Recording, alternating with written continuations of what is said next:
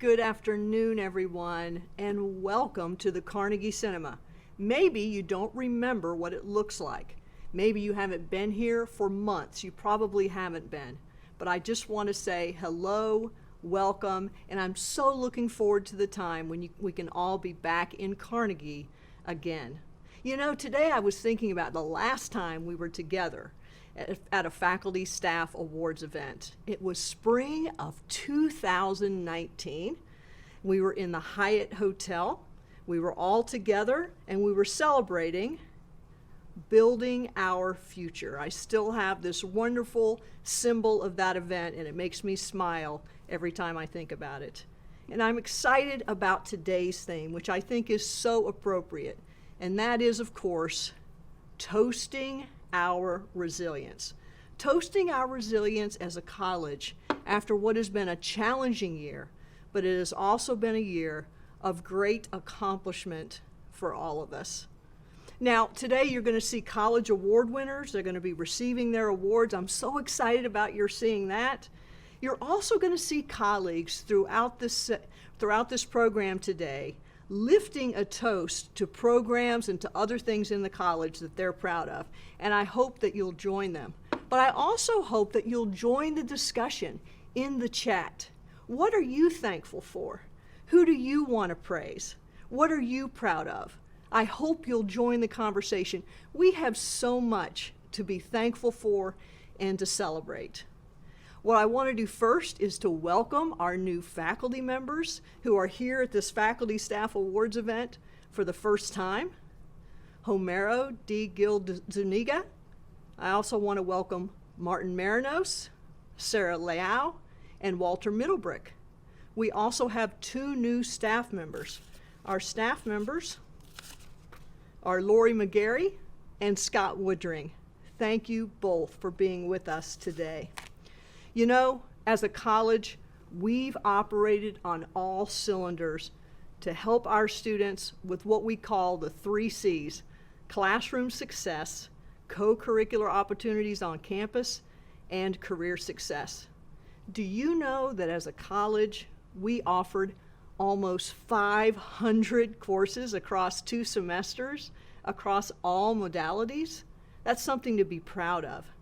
We also, through our Diversity and Inclusion Office, our Career Services Office, and our Advising Office, kept our students on track to a successful graduation. We also had so much going on behind the scenes as our Development and Alumni Office rallied our eager alumni to visit our classes, to offer evening programming, and to mentor our students. All so exciting. And our back-of-the-house operations that kept us going. Our finance office, our administrative offices, our IT operation, our facilities office, and of course, our development and alumni team. It took a whole college working together this year to have the success that we've had. And we didn't just maintain, we moved forward in really powerful ways. As I stand here in Carnegie, we have a $45 million media center soon to open in the fall. And that has taken the work of an entire team together to get ready for that big opening. And I'm so excited about the way our friends and alumni have come together to provide more than $2.5 million in gifts and counting to support the programs and various elements in the center. And as I stand here in Carnegie, Carnegie is being renovated. The ground floor and the second floor. Long overdue renovations to give this beautiful building the facelift it deserves. That will benefit our graduate students, our faculty, our advising team, and our Dean Suite operations. So much to celebrate. And I'm so grateful, as I think about all we've done over the past year, to our executive committee and to the new folks who've joined the leadership team. Thank you so much to Denise Bortry and Anthony Olaronashola for taking on their new roles as associate deans, to Matt Jordan and to Krishna Jayakar, our new department heads, and to the entire executive committee. I've leaned hard on you to lead and to serve this year, and you've done that with your colleagues. Thank you so much. So we've had great collective success as a college. We've also had so much individual success in the college. Think about it. 4 university-wide award winners.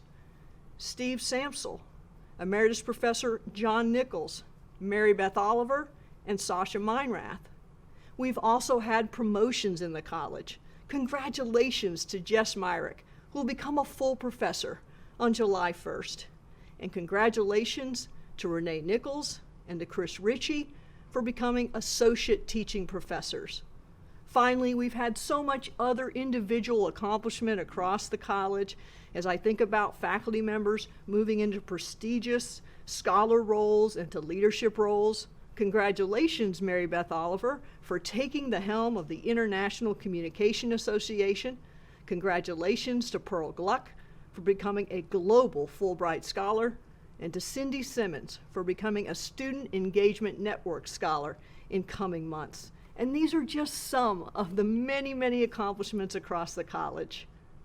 So now, let's think about and let's celebrate our college award winners.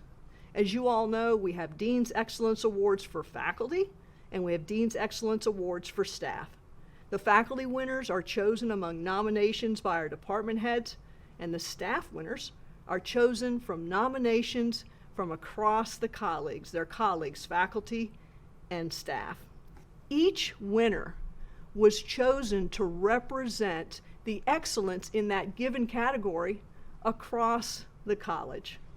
So let's get started. First, we're going to have our teaching winner and our research winners.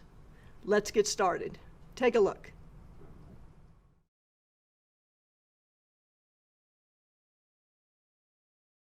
The recipient of this year's Excellence in Teaching Award is a faculty member who has consistently demonstrated exemplary performance in teaching. This past year, she taught 4 classes, 2 of which were new preps. After the pandemic disrupted in-person teaching, she worked hard to build a trusting and resilient learning system for students to thrive in. She regularly checked in on her students in order to make sure they had the materials and emotional resources necessary to succeed. To help create a strong sense of community, she started a chat group for her students to commiserate with and support one another. When her students became Zoom fatigued from class, she used Twitter to engage them and invited outside experts to join their Twitter discussions as well. Students appreciated her empathy and compassion-based approach to teaching. One of her students wrote this about the professor, quote, "She was the best. She made me feel important rather than just a number. She truly values an equal balance of education and mental health. I can honestly say I have not had any other professors in my 4 years at Penn State who were as considerate or caring to their students as her. She made attending college in the pandemic so much easier," unquote. This professor is Dr. Stephanie Madden, recipient of this year's Dean's Excellence Award in Teaching. Congratulations, Stephanie. I am so honored to have received this award, especially in a year where I know all of the teaching faculty, staff, all of our colleagues have worked so hard to maintain the high quality of our program, to care for and consider the struggles of our students and ourselves. And trauma-informed pedagogy is something that has been an interest of mine for several years in terms of this idea of being compassionate, empathetic towards our students. And I think now more than ever, that approach is what the students were needing, and something that I enjoy doing in terms of building relationships with students, mentoring them, and understanding how this class fits within the context of their whole lives and how it can support them in their future endeavors. So I'm just so honored to work with the students that I do, both at the undergraduate and graduate levels, to have the support of my department, advertising and public relations, and also know that the college appreciates teaching and appreciates that interaction with students. And you know, those who follow me on Twitter know that I love to use social media to interact with students and other colleagues. I have my hashtag Madden's Methods. I have my hashtag Bellisario for my graduate level classes now. So it's just a fun way to get to know students and make the classroom beyond the classroom, which is something I think we've all been adapting to this year as well. The classroom is more than a physical room. It's the communities that we create with each other. And I'm just so honored to be able to create those communities with my students and my colleagues.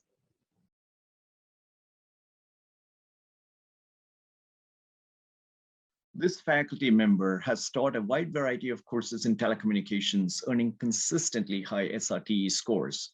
Those scores were not reported in 2020 due to COVID. Scores in prior semesters were consistently above 6 for both course and instructor.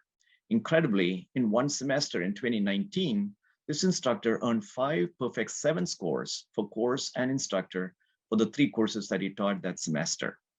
He has taught courses at various levels, including some of our large enrollment required classes, to senior level capstone seminars and graduate seminars.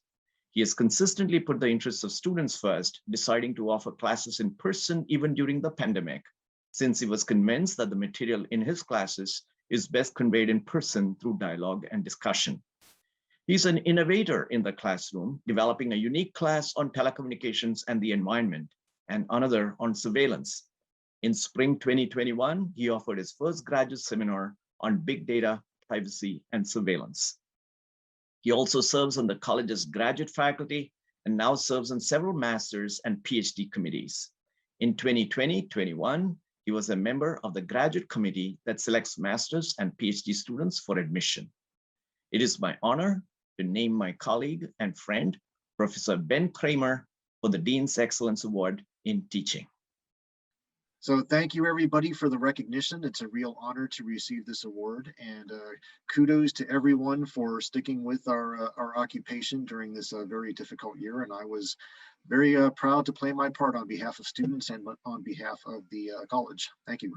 I chose to teach in person as much as possible, but at the same time, students were allowed to, participate on Zoom as well. So teaching to at least 2 different audiences, and if you include the chat room on Zoom, it was 3 different audiences. So it really disrupted the timing, and just trying to take care of all those audiences at the same time was a challenge, and it was not perfect and took a long time to figure out, but that's the state of the world we live in this year.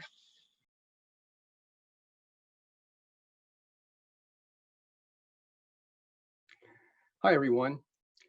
This year's recipient of the Dean's Excellence Award for Research and Creative Activity could easily have been honored for his teaching or his service to our college, because since joining the journalism faculty in 2006, he really has done it all. He has taught theory classes, skills classes, a research seminar, and first-year seminars. He has developed cutting-edge courses at the undergraduate and graduate levels, focusing on social media. With his international perspective, he has helped us pursue international internship opportunities, and he has served as a conduit and a teacher for our international reporting class and international exchanges. But it is his research, specifically as it relates to the role of social media in the dissemination of health and mental health information, that is the reason we honor him today, and is the reason he is earning an international reputation. He has had a remarkable run. During 2020, he published 8 journal articles. Already this year, he's published 4, including in such well-known journals as American Behavioral Scientist and Computers in Human Behavior, where he's now a senior editor. He's presented virtually at ICA and the International Academy of Business Disciplines. In his spare time, he's also been finishing up his new book, Social Media Communication, Trends and Theories, to be published by Wiley Blackwell. He's also a good citizen of the academic community, having served as a leader in AEJMC and the Chinese Communication Association. For all his many contributions, please help me congratulate our colleague, Wu Zhang. I don't think the pandemic stop us, and each of us and achieve something there. I'm very happy to be part of the family. Thank you, everybody. The most challenging part is we cannot see each other, and everything's online, and we got extremely stressful whenever we'll be online. I like to see the, the bright side of this, and it end up like we have more time to work on, and how can we deal with this? We cannot change the pandemic, by ourselves, but what we can do is on our part and make our time more productive. A lot of people working this and in this area do more research and then spend more time with family and find all the teeny bit ways and to fight pandemic. Don't let the pandemic can take over us. Hi, everyone. I'm Nikki Diorio from the Office of Academic Advising, and I just wanted to give a big shout out to my friends and colleagues in advising. Great job, everyone. We have had quite a semester advising students and checking in on them and helping them with all of their problems, big and small, but we did it. We made it through and just did a fantastic job. So kudos to you. And one special, of course, recognition to our pal in recruiting, Emily Clevenger, for doing a fantastic job recruiting students for the class of 2021 fall incoming freshmen. We can't wait to meet the new class of students and are so appreciative of all your efforts, Emily. Thanks so much, everyone. We are. Hi, y'all. I have missed you all so terribly. I know everyone has done such great work under very trying circumstances this year, but I want to toast two people in particular, both across the hall from me in normal circumstances. One is Stephanie Madden, who has done such great work this year with the Qualitative Research Group. It's a lot of work on her part, and it means so much to me and so much to the graduate students. So thank you, Stephanie. And then the other, right next to her, is Shaheen Pasha with the Prison Journalism Project that, again, I know has a lot of emotional ups and downs and is such a key, important project. And then with amazing accomplishments, including the SPJ chapter just established for incarcerated journalists. So thank you for all the work that you do. But really, as you know, I think I'm in the best hallway in the Carnegie Building. So a toast to everyone in the hallway, in Carnegie, in the Bellisario College. I miss you all. I look forward to seeing you again soon. Take care. Bye. Good afternoon, friends and colleagues. For me, the highlight of the last 1 year is that we all survived a global pandemic. And here we stand in the middle of a hall that has celebrated many of our successes over the years.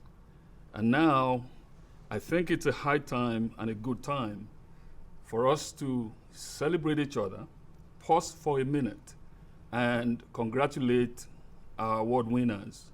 So I raise a toast, first of all, to all of you who are watching, because you have a very high resilience quotient.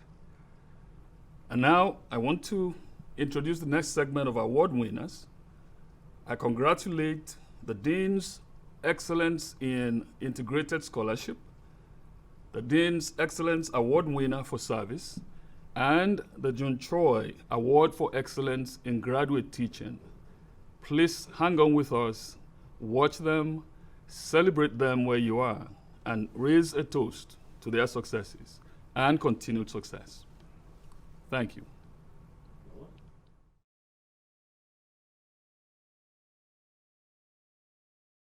If one were to pick up a phone and say, "Hey Google, what is integrated scholarship?" a picture of Matt McAllister would probably pop up. Well, maybe not, but it should. Let me explain why. Scholarship is about the creation of knowledge, and knowledge is always relational and integrated. Think about Bacon's tree of knowledge with its connected branches. Now picture how the roots of any tree are always tied to the roots of other trees, impossible to unwind. So too is our knowledge of media ecosystems and their impact on people and culture, his field of study. Matt knows that scholarship, teaching, and service must be integrated in this way too. For example, last year, Matt published 7 journal articles and book chapters. Most of us would be thrilled with an annual tally like this, but these pieces also exemplify his integrated scholarship. Every one of them was a work of collaboration with graduate students and flowed from his commitment to actively mentoring the scores of students whose committees he has served on during his tenure at PSU. Here's another example from 2020. For some time now, Matt has been working with units around the university to foster transdisciplinary scholarship, utilizing his quiet and friendly resolve to bring people and programs together. This last year, the ground he cultivated bore fruit in the form of a formalized integrated IUG program with communication arts and sciences and an integrated PhD program with women, gender, and sexuality studies. Both of these integrated programs will be a boon for our graduate students. Finally, I'd be remiss if I failed to emphasize how important Matt's integrated scholarship, his way of connecting with students, colleagues, and with the field, is for helping to build and maintain our Bellisario community. He leads by example, and it's an example we can all learn a lot from. Congratulations, Matt. This is really humbling. Listen, during this year, I think anyone could have gotten this award. We all were juggling multiple things in not very ideal circumstances when our students were struggling and we were trying to help each other. So, you know, I appreciate being recognized with this, but I know we all were putting in extra effort this past year. So if we're looking at like fall, spring of last year, right? Obviously the fall was very different from the spring.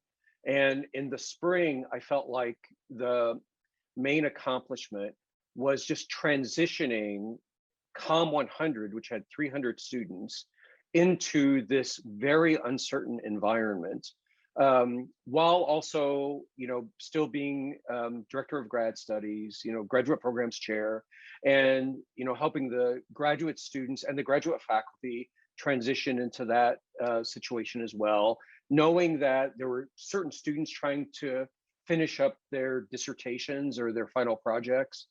And all of that was, I felt like the main goal was just to get everything transitioned and to an endpoint that got whatever goals, getting through the end of the semester with the class, or getting this dissertation finished, getting this research project completed, finishing up this task on this committee. A lot of it was just getting all of that done in a satisfactory way without adding stress to people's lives. I felt like those were the victories every day, every week, and then at the end of the year, just given the circumstances we all were facing.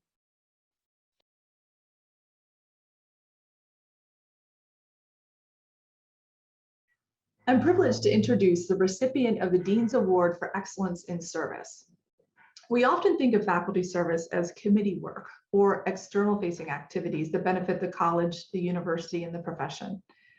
But this year, our award winner has excelled in service to faculty and students in Bellisario College. Personally, I started to work with this person more closely in 2020, and I got to see up close what I've heard so many people say. Our recipient has a good sense of what faculty and staff need and is committed to working with faculty, even one-on-one, to help them be successful. And from here on out, it's going to be difficult to keep this person's identity a secret. When the university pivoted to remote teaching in March 2020, faculty had to quickly move their courses into the online environment, which was easier for some than others. This person stepped up and voluntarily worked with faculty one-on-one, days, evenings, and weekends to help them successfully make the transition. And she continued to use her expertise in learning design strategies and Canvas through the summer to help faculty get ready to teach online in the fall. Not only has her service helped faculty be successful, but she's also dedicated her creativity and her commitment to students. When it became clear that many first-year students would not be coming to campus and would not have the typical first-year experience in fall 2020, she stepped up and coordinated a program that brought together first-year students with Bellisario Fellows. The program helped bridge the gap and introduce new students to the campus and the Bellisario experience. Day to day, she helped faculty create and launch online courses. She's built a strong relationship between Bellisario College and World Campus that has benefited the college and our students in so many ways. Most recently, connecting World Campus students with the Careers and Internship Office so they can benefit from that resource on campus. I'll wrap up by saying so many faculty have expressed their appreciation for her patience and her dedication through the period of remote teaching. As Russ Eshelman says, "As I converted my course to Canvas to teach via Zoom, she helped me through the nuts and the bolts of learning the system, not only by answering questions, but also by offering great advice on how to do things better. She was always accessible, always willing to help, and always pleasant." I think we can all agree that this year's recipient of the Dean's Award for Excellence in Service is well deserving. Shannon Kennan. I I want to acknowledge that this past year has been crazy for everybody. And it's been one of those years that I don't think we'll ever forget. It's brought our college together in ways that I couldn't have anticipated. And for me personally, one of those things was spending so much time on Zoom with so many of my colleagues.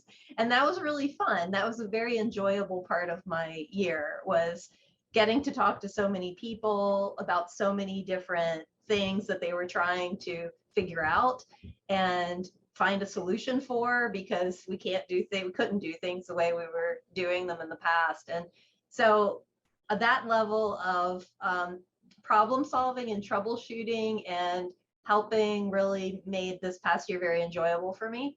And I want to acknowledge the fact that there's people out there that were working super hard helping me in my job. And I need to acknowledge Denise and Michelle and Major for taking on a lot of the World Campus tasks and responsibilities that I would normally have been doing, which allowed me to shift over to helping support faculty getting ready for the pandemic. And also Utah and Steve, without whom I couldn't have done my job, because Utah and I were emailing each other constantly about different technologies and solutions for faculty. And without Steve's daily newsletter, it would have been hard to get information out to faculty in a way that didn't overwhelm inboxes and that sort of thing. So it was a team effort, and I really appreciate everybody's willingness to just dig in and make it happen. Good afternoon, ladies and gentlemen. It gives me great pleasure to present the 2020-2021 Jun Choi Award for Outstanding Teaching by a graduate student.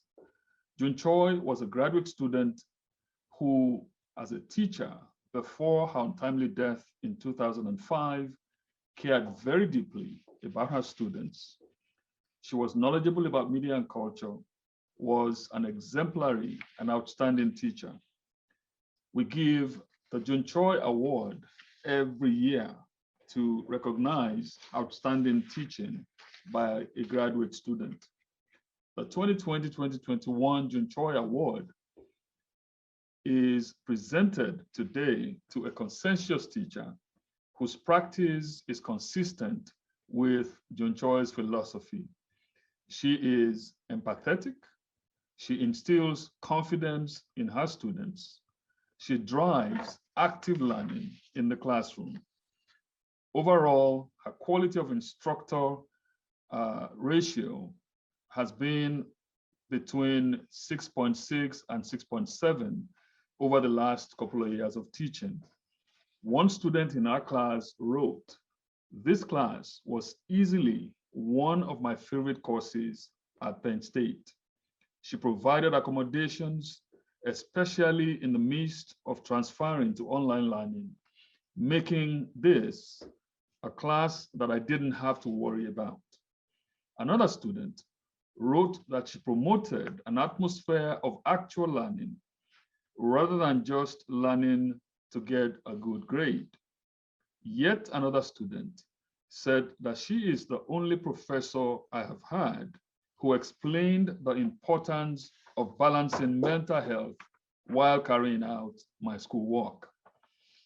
A 602 assessor, that is somebody who visited her classroom to investigate what exactly was going on in that space, wrote that the subject matter that she was teaching typically is tough to teach.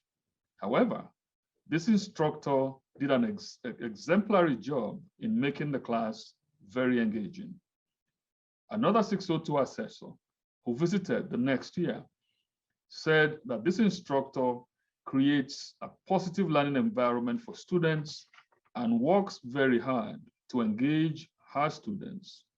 Overall, I think this was a really great class and that the awardee is an effective instructor.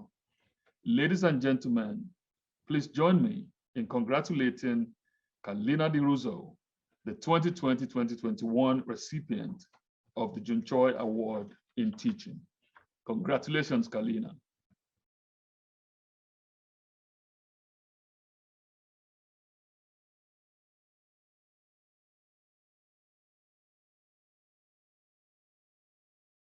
First, allow me to say congratulations to everyone for completing a heck of a year. I want to send a few special shout outs, however. One, to the academic advisors for all the work they did with our students this year. Two, to the internships office for all the work they did in making sure we had one of the greatest semesters ever in terms of our students having internship availabilities, even during COVID.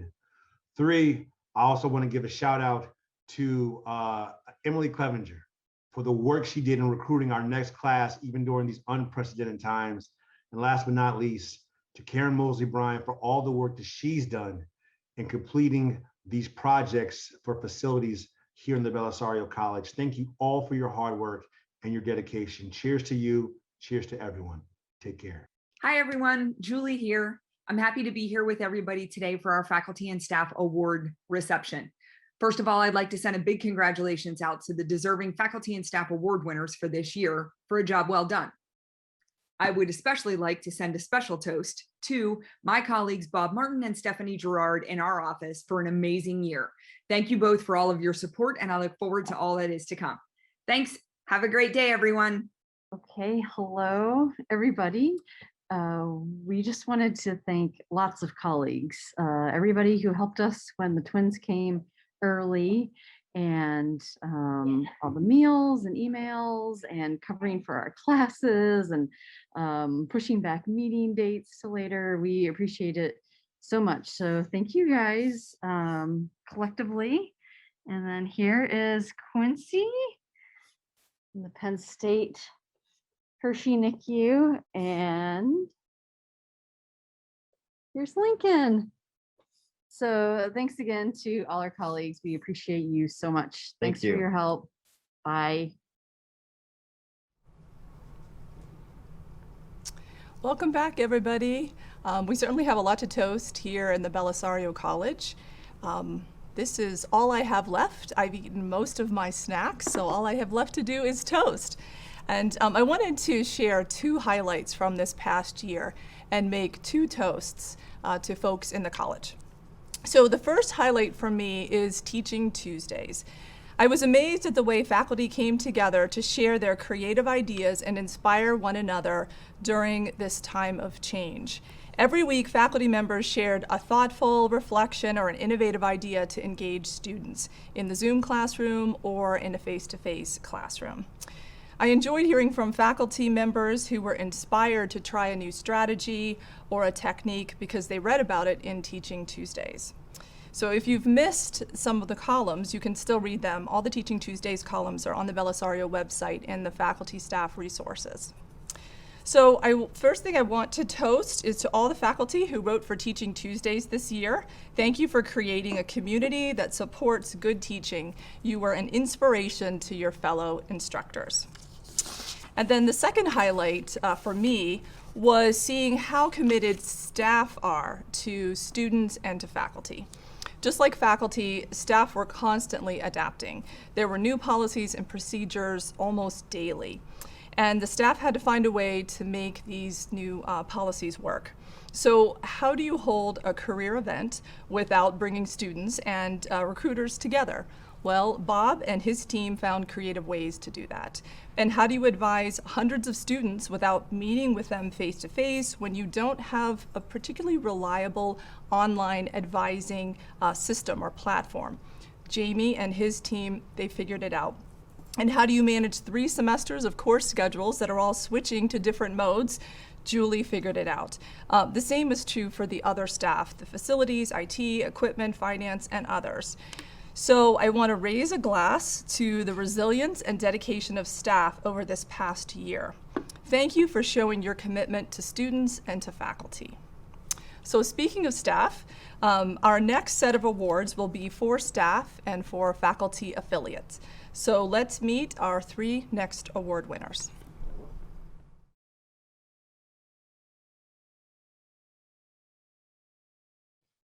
I have known this faculty affiliate for many years in many different roles.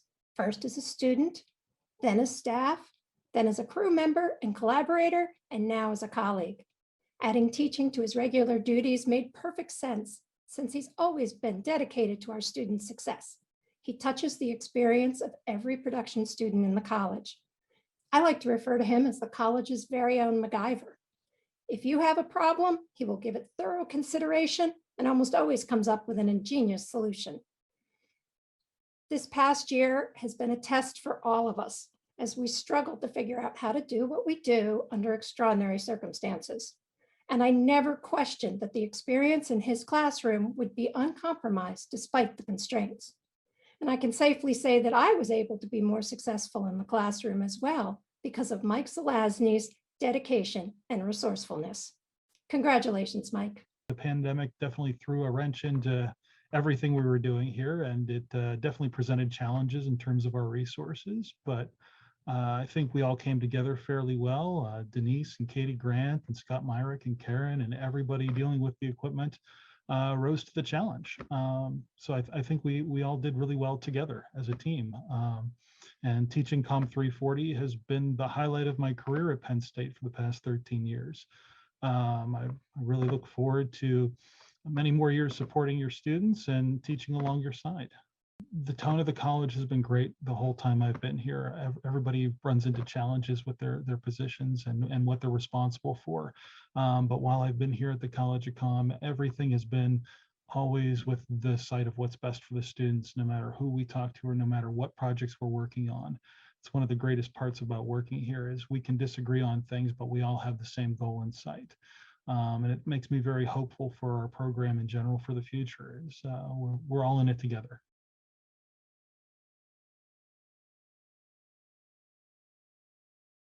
Good afternoon, everyone. It's with great pleasure for me to introduce the next staff award winner, an integral member of the IT team and someone I can always count on to get the job done. For many of you, this individual has been the one-stop shop for IT out at Innovation Park since the beginning. For others, you may have experienced his feats and accomplishments over the years without even knowing. From labs to faculty staff machines, when it comes to a Mac issue and the rest of the team is stumped, we call this person. I'm of course talking about Chris Maurer. Chris has played a key part for the technical development on the Willard Media Center project. He is also currently leading the charge to deploy majority of the machines and computers to be used in that space. Just some of the words that faculty and staff have described their interactions with Chris over the past year.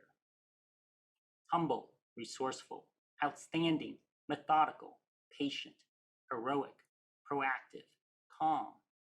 I can attest to all of those and add a few more. Compassionate, dependable, and innovative. Chris, thank you for being part of the team and congratulations on this well-deserved recognition. Wanted to start off by saying thank you very much. This is quite an honor, actually, for me to receive this. I think particularly in this year. This was obviously a very crazy year. A lot of things in motion, a lot of things going on, a lot of people stepping up to the plate and doing everything that was needed to make the transition to remote, to support everybody working remotely, just all the changes in facilities and all the different procedures and policies and all of these things that needed to be done to make sure that we could continue to deliver the best education possible to all of our students, whether it's in person or remote. So the fact that I've done something that stood out and was appreciated is very appreciated by me. I could not have done the things that I've done this year without the support of everybody, but particularly the support of the people that I work directly with. So Leah, Utai, Matt, and now Scott on board as well. Everybody was just great to work with and so helpful. And our team functions best when everybody's pulling their weight. And I think if I'm being honored, it's in large part due to the other people that I work with, making all of it possible. So thank you very much.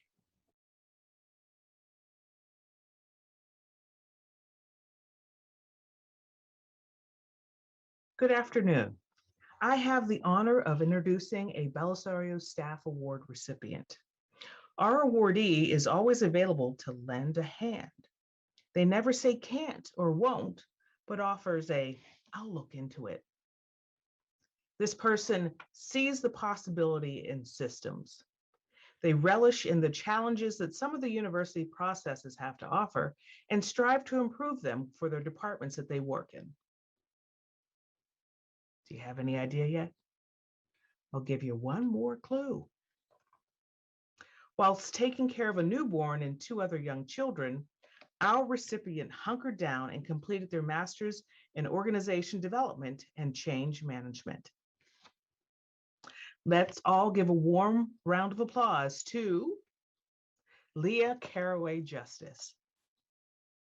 I wanted to take this time to say thank you to the faculty and staff of the Bellisario College of Communications for seeing the good in me, for their willingness to depend on the work that I do and knowing that I'm going to get the job done to the highest quality. To my supervisors and my coworkers, thank you for supporting me, for encouraging me, pushing me, challenging me, and for also believing in me. I've had a full plate, and the faculty, staff, my supervisors and coworkers help me on remind me that I am a mother. Sometimes I need to slow down. And then I'm at home and they remind me, "Leah, you have to work." So I have a very strong support system at home too. I have a very good work-life balance. And I feel like that is conducive to growth as a professional and as a personal, human being. So I'm very thankful for this acknowledgement and to be recognized for the work that I do. And I'm just so thankful for everyone that supports me. Spring of 2019, yes, spring of 2019, I started school for my master's. I also found out I was pregnant then. I also decided that I'm going to do it now, because if I don't do it now, when am I going to go back? So I had my daughter in July of 2019, still in school, labor and delivery. I had a project due right after I gave birth to her. Turned that in. I graduated. COVID came. So it was just so many things that just kept piling on, telling me, "Leah, maybe you should just slow down." But then a part of me said, "No, this is what's going to make you stronger." So I pushed through. I stayed full time for 2 years and I made it with a 4.0.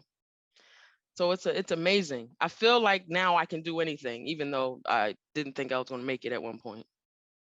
Hi, everyone. Making my toast to the resiliency of the Bellisario College team. Pat yourself on the back for staying the course during such a challenging, 2, 3, whatever many semesters it was. I'm confident that when we come back in the fall, we're going to be more creative, more resilient, and more appreciative of chances to come together in person and learn and grow. Thanks. Good afternoon. Thank you all for joining in today. I know we can't do this in person, and the appetizers are just a little bit different, but I know we're all together in mind and spirit. And I want to take this opportunity to say congratulations to all of the award winners in what has been a very challenging and notable year. Congratulations, everyone. I just wanted to raise a big toast to all the folks in our IT department. Were it not for you, we could have never gotten through this time. You made the trains run on time, and we are all so grateful. So here's to Leah, to you, Ty, Chris, Curtis, and Scott. You rock my world every day, and I'm very grateful. So cheers.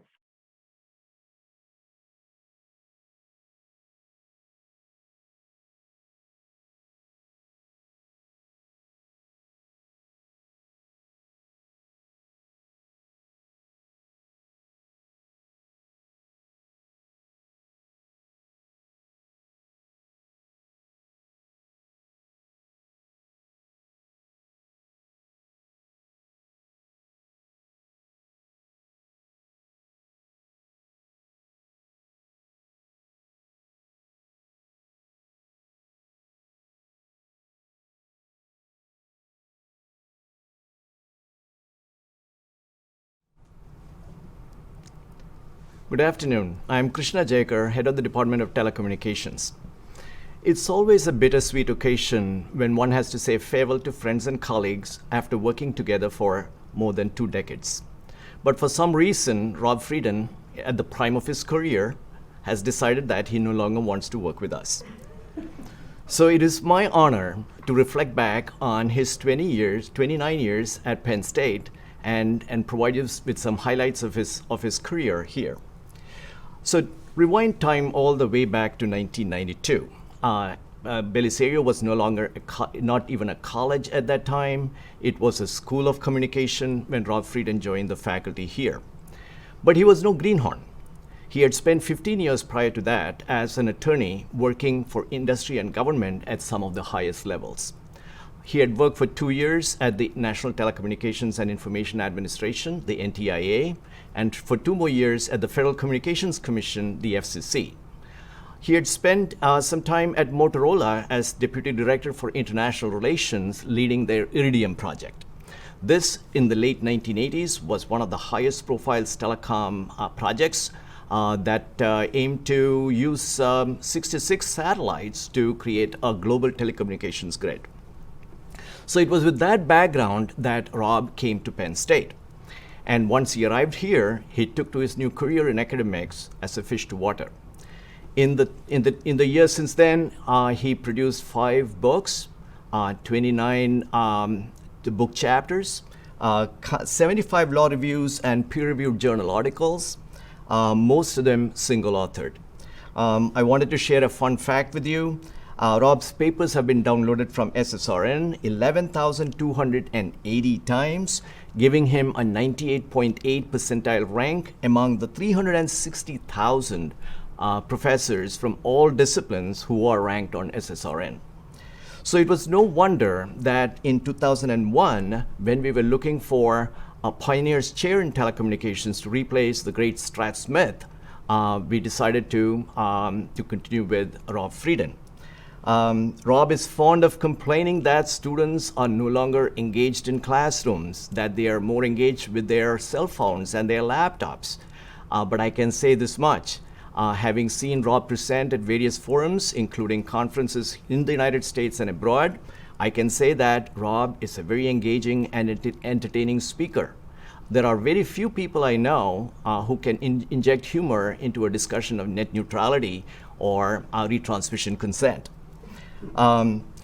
It has been my privilege to get to know Rob and Katie very well over the 20 years we have spent together at Penn State. Rob has got a different side altogether to him when he organizes his Mardi Gras parties. He is the king of the crew and the orchestrator of fun times, and we get to see a different side of him altogether. He is a bargain hunter at heart. He has been known to take a hop all the way to Moscow and then on to Singapore with a 12-hour layover on the way to Honolulu for attending the PTC, the Pacific Telecommunications Council Conference. He is a collector of antiques, and many faculty in the department are beneficiaries of his generosity because he just distributed many of the things he had collected, including antique telephone sets and connectors to faculty just recently. So it is with a lot of good memories and a lot of regret that we say farewell to Rob and Katie as they decide to go on to the next stage of their life. We are going to miss you, Rob, but you have to do what you got to do, so farewell.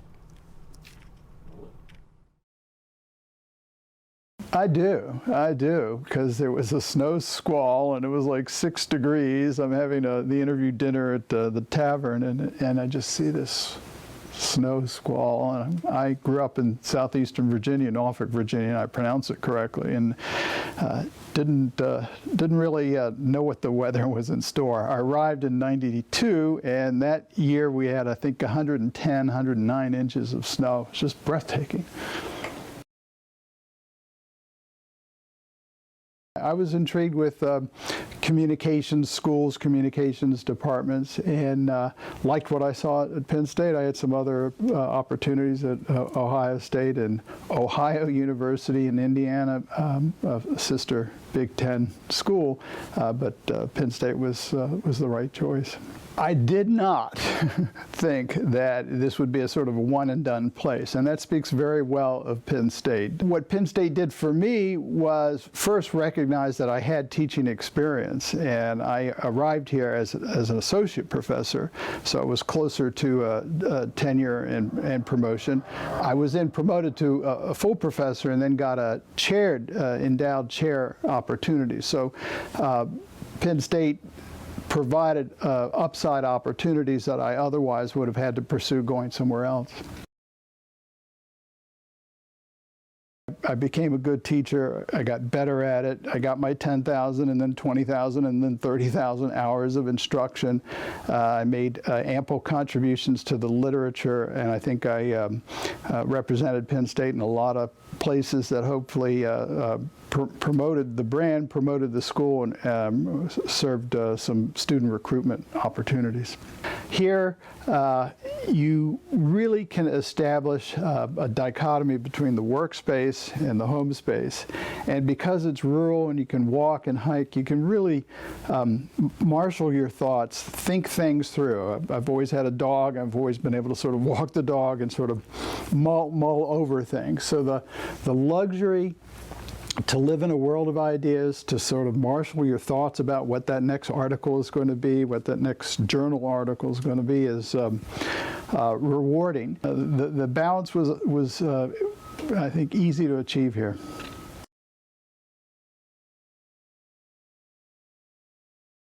Well, you should ask them. I'd be curious to see what they say. First of all, as I think everybody knows, this man is a scholar of the highest order in the world of telecommunications policies. He's one of the most prolific and impactful members of our star-studded faculty. That's obviously saying a lot. If you were in the office before COVID, wandering the halls, and if you were in early enough, because Rob was usually in before most others, certainly before me most days. And with his door cracked, you could see him at his computer almost every day of the week, banging away on the next law article or legal brief. Later in the day, if you passed by again, he was still there, often sustaining himself from an open box of dry cereal to get him through, and his box or bag lunch. Anyway, I think he's had real influence on the arc of the field. His contributions will be important for a long time, and always the nature of the work, a crusader for the public interest. So that's going to be missed in the field. I thought Rob was just a natural to go into academia. And I can't say I persuaded him, but we did have conversations when he was considering it. I at least encouraged him to think about that. And then I think he went on the market, and I think he's been at Penn State his entire academic career. So I literally saw him, sort of start off at the beginning and now see what the end of the road looks like, at least at Penn State. And it's been a remarkable journey. And, we've continued to be really good, close colleagues. And he's just a terrific colleague. If Rob is listening to this particular interview, I stole most of my teaching style from him. And Rob has this talent to just explain it in ways that are understandable to the regular person, and explain it with good real life examples and a good personable style. And I'm doing the same thing with undergrads to this day. His own research presentations always very well attended, and in between the presentations, when everybody's hanging around and having some coffee and then donuts or whatever, Rob is always surrounded by people that he hadn't seen since the previous year in person, and everybody wants to know what he's up to, and lots of younger people going to him for advice. And I'm going to use the same term again: big man at the conference. Everybody knows who he is. He wanted to be a teacher. That's, I gather, what motivated him, and a scholar. And again, I'm not in a position to say what a dumb idea that was. having just kind of did that through his devices of enthusiasm and humor, particularly what he calls my telecom humor. He has developed a repertoire of funny stories and jokes and things that gets him through classes and occasionally through cocktail parties. So that, I think, has been at the heart of his teaching mission. Teaching and research were part of his life. The better part of his academic life was attendance at conferences.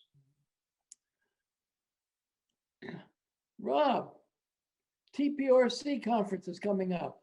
What do you think? Road trip. Let's go. He was always ready for a road trip, whether it was to Washington or to Honolulu, his beloved PTC conference, a group with which I have been involved for many, many years.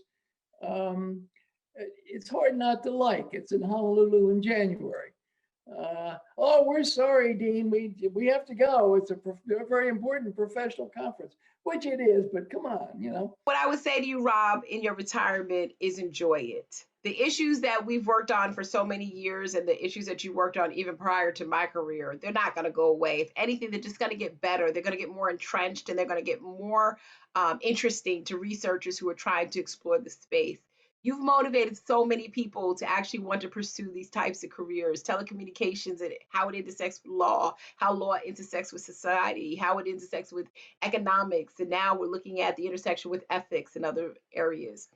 We need to know that you are going to sit back and look at all of us out there fighting the good fight and realize that you had something to do with it. And I would just say to you, you know, particularly as a woman of color who's not often represented in this space, that it's important for you to leave this retirement knowing that you did darn good. And everything that you've actually said and advice that you've offered and arguments you've ever had with me around particular issues. Just keep that in mind. When we invest our time and ideas in other people, it actually does come out where you actually see blossoming flowers versus weeds. Well, you know, sometimes you do get weeds, but blossoming flowers. And I want to say, we need to see you blossom in this time where you can now put your feet up at least and start to see how the world is going to pan out for you. One of my missions, particularly with the undergraduate courses, and some of which I created, was to promote digital literacy. I mean, it just amazes me how my students are incredibly apt at texting, hand-eye, thumb coordination, knowing how to work the phone, but they don't know what's in the phone. They don't know the business of the phone. They don't understand data mining and surveillance occurring. First of all, you can teach old dogs new tricks, okay? There I said it, I feel better. You just have to commit to it. I don't want to outstay my welcome. I think it's time for somebody else to ascend to a tenured, endowed chair and inject energy. And I really hope that my replacement comes here sooner rather than later. So I thought, you know, don't stay too long. And I think the other thing is, you know, I don't know exactly what the next chapter is. The word pivot comes to mind. I'm going to pivot to something. It's not going to be more of the same.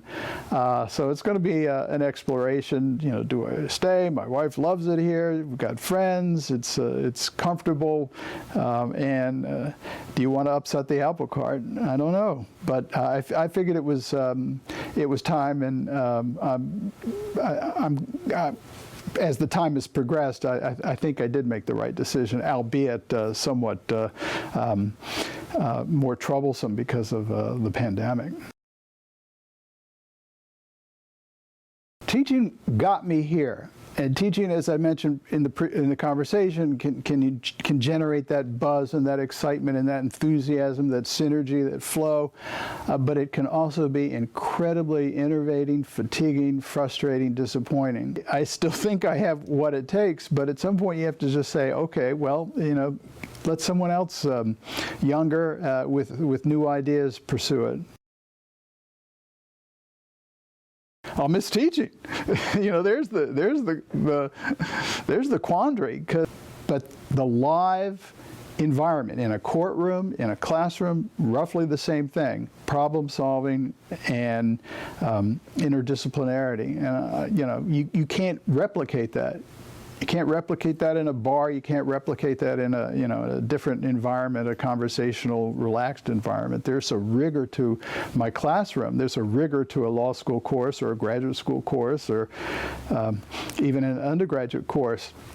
And I aspired to maintain that high level each and every time I entered the classroom. I continue to, wear a coat and tie.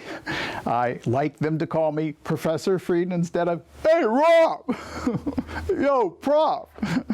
I want to maintain a distance, some distance. I want to maintain rigor. I'm not necessarily aspiring to be their friend. I'm their teacher. I'm their professor. And I don't want to dilute the process. And that's what I'll miss, that rigor.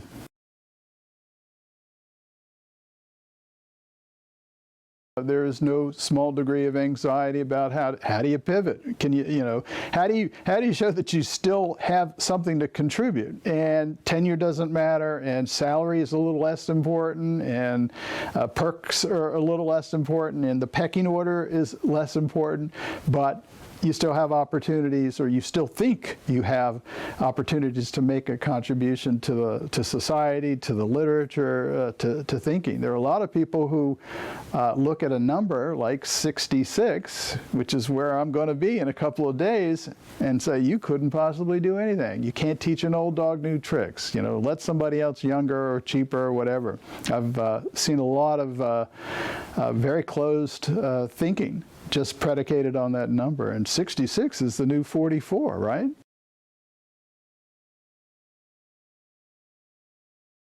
I got a list. I got a list of people. I just want to thank a number of colleagues, because I couldn't think of a better situation where if I had a computer problem, Curtis Rickner and Utah Chung could solve for me. If I had a facilities issue, it was Karen Mosley Bryan. I had real great support from the dean and the front office. Julie Evak just was a problem solver in so many different ways. But most importantly is my colleagues. I mean, Richard Taylor, who has preceded me in retirement, is a real inspiration.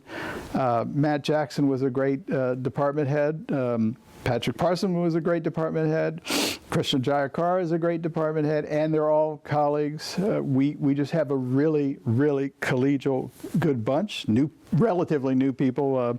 David Norloff, and Doris, another colleague, Ann Hoag, just really good people. And I felt like if I had a financial issue, Dory Glunt and Doug Benscotter could solve it for me. And that just made it possible for me to do what I did best, which was to make contributions to the literature. And you don't want to see how a law review article is constructed. It's a little like sausage making. So if I had people behind the scenes helping me out in terms of logistics and finance and whatnot, it was just that much more time for me to do what I did best or whatnot. So I'm incredibly grateful to my colleagues.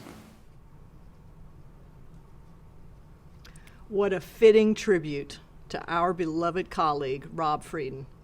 Rob, you've been a trusted advisor to me. You've been a mentor and a leader among your colleagues. You've been a difference maker in the field.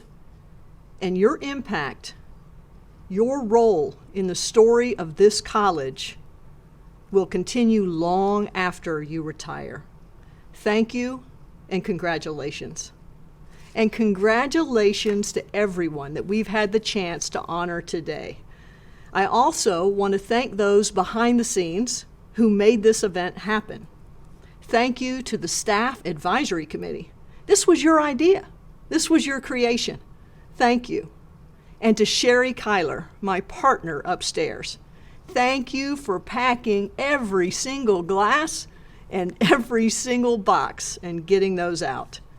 Thank you also to Jim Dugan behind the camera, to Bill Holman running the controls, and to Steve, Paris, and Whitney for the way you masterfully and beautifully have put this together.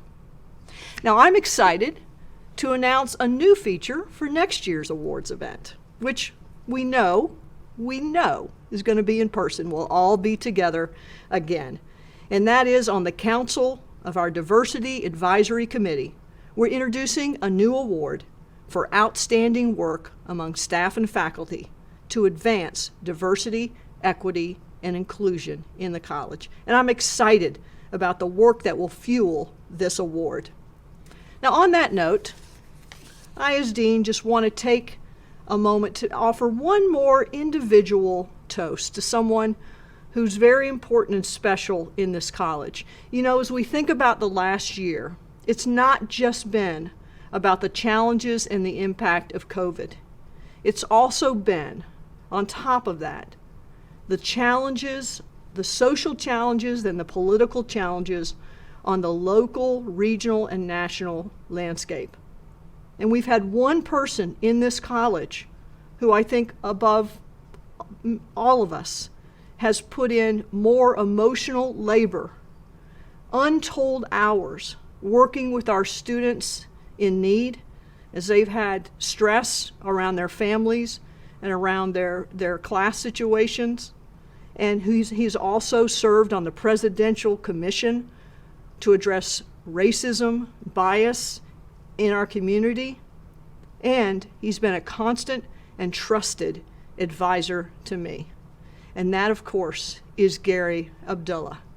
Gary, I toast you, and I want you to know the entire college values you, we love you, and we thank you. And I want you to tell your Mother of the Year that we appreciate you. Thank you to everyone for your special role to make this such a powerful community in the college. We are, after this year, we are stronger, we are wiser, and we are more resilient. We are poised to do great things ahead. I want you to enjoy your summer, stay in touch, and I'll see you soon.